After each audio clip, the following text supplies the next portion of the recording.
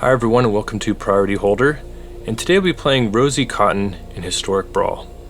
Now Rosie Cotton is the sweetheart of Samwise Gamgee, both of which are part of the new Lord of the Rings set that has landed on Arena, and I don't know, Rosie seemed like a lot of fun to play, so I decided to build around her.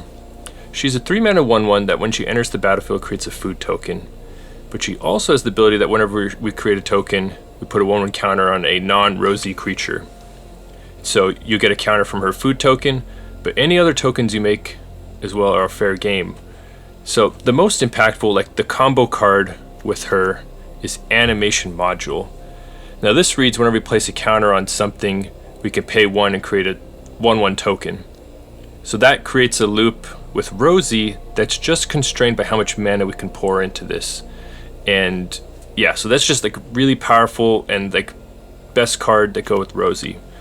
But she's also just really good with just cards that spew out a lot of tokens. So we have ones that do that, and of course we have token doublers like Mondrak and Anointed Procession. And we also, have a little bit of ramp. We have like the usual suspects of white card draw, like Esper Sentinel, Welcoming Vampire, Rumor Gatherer, stuff like that. And a mix of interaction and things like that, but we're leaning very aggressive in this deck because she shells out so many counters. We're hoping to just get people dead. So anyway, let's jump into some games and see what happens. Alright, so it looks like our first match is against Red-Green Atali, the new Atali that can transform into a Phyrexian. So we snap off this hand and we got our sort of Wombo combo piece animation module, so very happy about that. Alright, Neverwinter Dryad from the opponent. Their commander costs a lot of mana, so they're going to be trying to turbo it out as fast as possible, so that's why Dryad's in there. Now if we had extra mana, we could have started doing some animation module nonsense already. Opponent attacks, yeah, we're definitely not blocking that. So opponent could be holding up removal, most likely they're holding up Dryad activation because they want to get that sweet 7 mana. We'll attack in. And we're definitely leading with Monastery Mentor. With the 2 non-creatures we have in hand, there's a lot of upside. Okay, so opponent gets their Forest. And they play Rhythm of the Wild. So, most notably in this matchup, it's going to give their creatures Riot. So every non-token's going to have the option of a counter or haste. Spit the watch out for hasty dinos, basically. But we slam History of Benalia and just slam in. And see what the opponent does. And they burn down the house, so they just wrath everything away. We do get a consolation prize, Thopter. But now you're going to start seeing some of the power of Rosie Cotton. We slam Rosie Cotton here, get to place the counter on a Thopter, and it triggers the animation module loop. Now those two will loop indefinitely, but you have to have a mana per activation. So it's for this deck, it's constrained on how much mana we put in. If you were to really go all in on that, you might be able to reduce the cost on the activation and make it truly infinite. But for now, it's finite for us.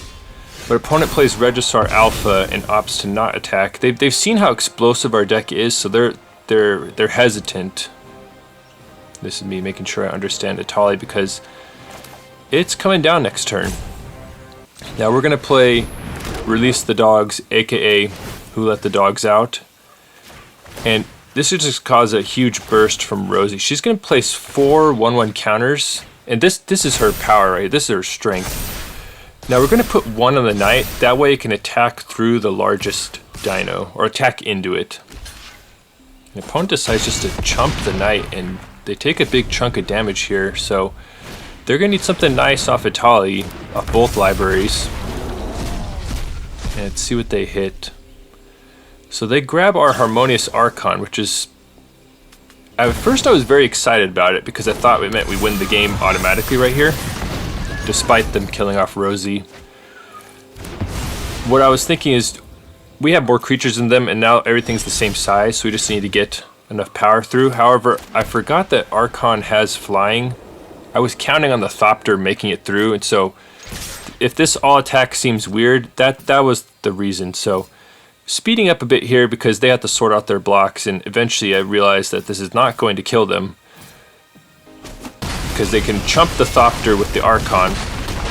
We do drop them to 5 and decide to hold up Wandering Emperor for their possible Atali attack, but opponent's playing it careful because they've seen how explosive we are. Defiler of Vigor from the opponent could be problematic. So they did not attack. We're just going to send out Wandering Emperor. They kill our huge Thopter though, which is annoying. That was our ticket to victory. So at this point, we're going to have to just try and go wider than them. We only need to chip in a few more damage. So we're hoping that we can just put a bunch of tokens into play and make it happen. So lead with Invasion of Gobokhan, and are very glad we did because we were able to tax Awaken the Woods, but unfortunately they're still going to get a lot of creatures off it. Decide to use Sunder the Gateway, kill off their enchantment, get a little animation module action going. Make another Samurai with Wandering Emperor. And now we wait. We're trying to get more creatures than they have blockers. The opponent just plays Awaken the Woods, and now it's become an uphill battle for us. So trying to think about what to do here. Want to keep our Samurai engine going. I have got and moves to teach you. Place a counter there. Play Rosie Cotton. Instead of just trying to go for one large samurai, it's going to be hard for us to outgrow their creatures. Decide it's better to go for a bunch of medium creatures. That way just a couple of them have to get through for lethal damage. So that becomes the new plan. But opponent is starting to go off a bit. They get the Invasion of Zendikar battle, which because of their Defiler gets a counter and everything. And thankfully this is not a green permanent. Cultivate's just going to get them some mana, because they might have been able to just kill us right here if they got an extra counter on everything. Fortunately, the opponent doesn't think they can kill us, so they make a good attack here. This is like a blocker neutral attack for them because Atali is tapped, but then they get Evasion of Zendikar to help defend, and then they get the counters. So it's looking sketchy for us, but we're able to do the true wombo combo right here. So Wandering Emperor starts the chain, makes the Samurai, which triggers Rosie. Rosie triggers animation module, which we can pay into, and then just create a chain right here. And so once again, I'm on the plan of trying to make a bunch of medium-sized creatures to get through. So that's the reasoning I'm placing the counters the way I am. So now we see Rosie and animation module just going back and forth. And as much mana as we can pour into it is how many servos we can get. So felt pretty good about that turn.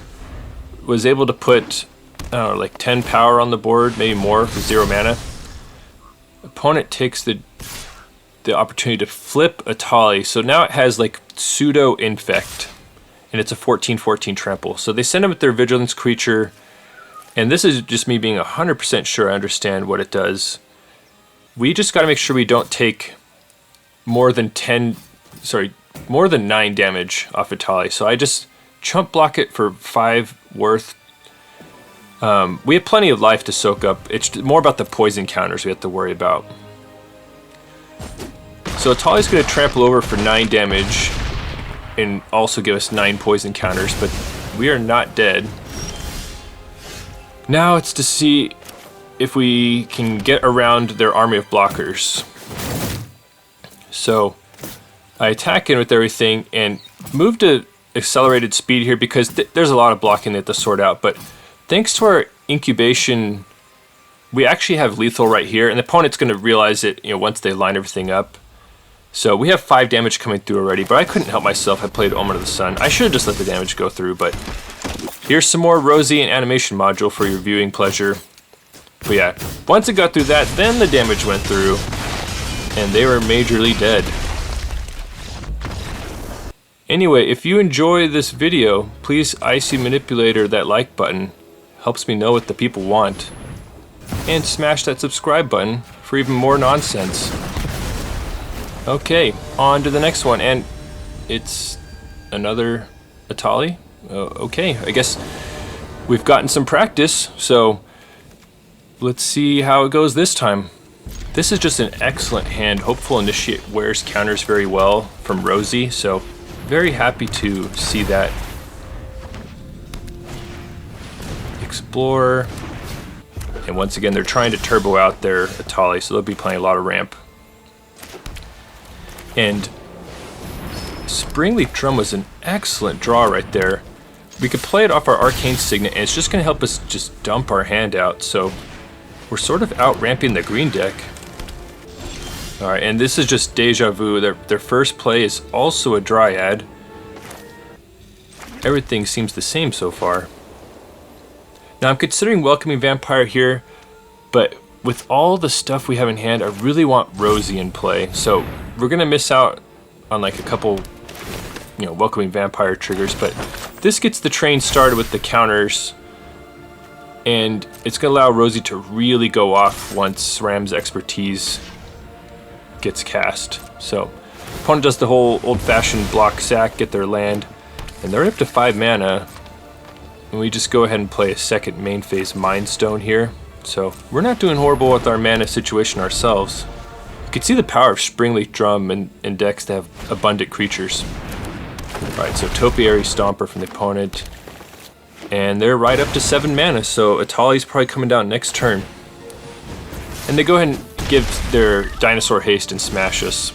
And we're very happy to see all of our stuff survived the turn, because now we're going to get to go wild. So SRAM's Expertise is going to make 3 tokens, and let us cast something 3 or less for free. So we're going to cast Adeline. But this is going to cause a bunch of Rosie triggers right here. And decide to dump all of them on our Hopeful Initiate, because we might need to destroy some artifacts and enchantments later. And it could smash in past the dinosaur if it gets big enough. Now Adeline triggers off anything attacking, which gives us another Rosie, another token and another Rosie counter. Decide to put on Adeline. Want to start outgrowing their blockers. So opponent takes a chunk of damage, and they're in the danger zone already, and we can do a second main phase Baby Hangerback Walker. Something that wears counters from Rosie very well. So we're hoping to put some counters on that and give us some like Wrath protection. Okay, so yep, here comes Atali. So let's see what it gets off both players. And yeah, they get our beloved Who Let the Dogs Out, which is sort of frustrating because he gives them a lot of blockers too. So they get their Key to the Archive. They pass to us. So Omen of the Sun was an amazing draw out there, because that's instant speed token generation. And so that's going to allow us to sort of put the opponent in like a trap right here. We're going to attack with these creatures. We even get the training trigger. So, and then, yeah, we have, Rosie going off. And so opponent is going to try and just do some trades here. They're just trying to weather the storm. And they basically block in like a perfect manner for us to just completely blow them out. So I'm doing some calculations here, but instant speed tokens means Rosie's going to be placing counters before damage. And so we can blow out both of these double blocks they make right here. So we play Omen of the Sun, and opponent is in the danger zone here. So we're going to drop counters, blow up their blocks, and yeah, they've seen enough. On to the next one. And we're going to be playing Boromir. Now, I gotta admit, I was a little disappointed this wasn't another Atali deck. That would have been a pretty funny video. It's just all Atalis all day long. But at least we get a Lord of the Rings showdown right here. Now, I know most book and movie fans ask the question, who would win in a fight, Boromir or Rosie? But today we could finally settle it. So, and let's see what the opponent plays. Luminarch Aspirant. That's a very strong card. And we don't have any answer to it. Actually, we do have an answer, but it's a little clunky. So we played our Mind Stone and pass. Let's see what the opponent does. Alright, they play Errand Rider of Gondor. So they definitely have more Lord of the Rings theming than us. Aspirant dumps a counter. So Aspirant can really get out of control. And we just drew our whammy again animation module. So I'm going to go ahead and use Touch the Spirit Realm right here to contain Aspirant, because we know our engine, when it goes off, will just go wild. So we just need to survive till we can do that. And Aspirant could potentially kill us pretty quickly. So that was the logic for that. Okay, and the opponent plays Honor Guard. So it looks like they missed a land drop also. But they are killing us pretty quickly. Now we happen to hit a magical 5 mana for Divine Visitation. And that's just an absurd enchantment. What it does is, anytime we make a creature token, it instead makes a 4/4 Flying Angel. Now, you may have noticed the eerie silence as the game music disappeared. I had some problems with the audio, so it's just going to be commentary from here on out. Now, I'm playing Rosie right here to just set up for future shenanigans. And yeah, this is why we play the game right here. Servo Exhibition is going to make 2 angels instead of the little servos. Rosie is going to trigger and give them each a counter. So that's 2 mana for 10 power right there. No big deal. And animation module. If we had more mana, we could have gone off even more. So now you could say we've stabilized. Our opponent is going to use Ossification to eat up one of our angels. So, but fortunately, yeah, they just follow up with the Tomic. And we live to see another day. Now this is a whammy right here. We're going to mutate Cub Warden onto our non-human angel, and what that's going to do is it's going to give it lifelink and create 2 cat tokens, which are actually going to become angels. And so this is just going to go wild. The lifelink's nice because it's going to help us stabilize, and now Rosie's going to go off, which is going to trigger the animation module loop. So Rosie places her counters, here comes animation module, and just for 1 mana we can create another angel and get another counter. So if we had more mana, we would have had a whole huge army of angels here. Instead we'll have to settle for a small army. We attack in, gain some life, and opponent's in big trouble. Like they absolutely need a Wrath right here, and even then that's probably not good enough. But yeah, they've seen the writing on the wall, and that is it. Good game. Okay, so yeah, that's Rosie Cotton in Historic Brawl, and wow, that was fun. She's very strong. I mean, you could see from those games how explosive she can be. We were pretty fortunate drawing like animation module like every game, which is like the strongest card. But even with the other stuff, she would really go off and put a ton of power and toughness on the board. And I mean, honestly, this deck was so much fun. I'm about to like buy her in paper and try and build a version of this, because that was just amazing. So, but anyway, let me know in the comments who would win in a fight, Rosie or Boromir. Anyway, thank you for watching. Hope you have a wonderful day.